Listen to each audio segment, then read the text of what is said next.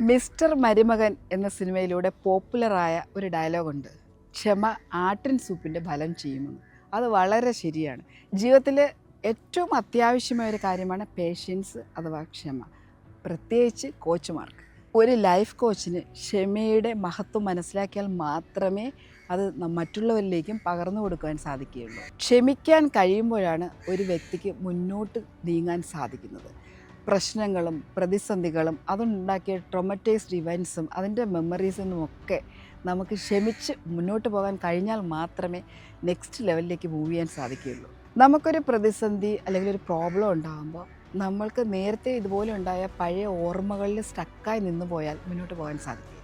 അവിടെ ക്ഷമ എന്ന് പറയുന്നത് വലിയൊരു ആയുധമാണ്.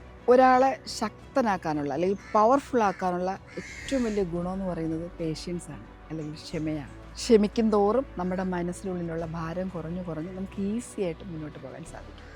ഏതെങ്കിലും ഒരു അവസരത്തിൽ ഒരാളോട് നിങ്ങൾക്ക് ക്ഷമിക്കാൻ കഴിയുകയാണെങ്കിൽ അതുവരെ ഉണ്ടായിരുന്ന നിങ്ങളുടെ മനസ്സിൻ്റെ ഭാരം ഒരു ബലൂണിൽ കാറ്റഴിച്ച് വിടുന്ന പോലെ ഫ്രീ ആക്കി തരും. നമ്മൾക്ക് വളരെ ഈസി ആയിട്ട് മുന്നോട്ട് പോകാൻ സാധിക്കും.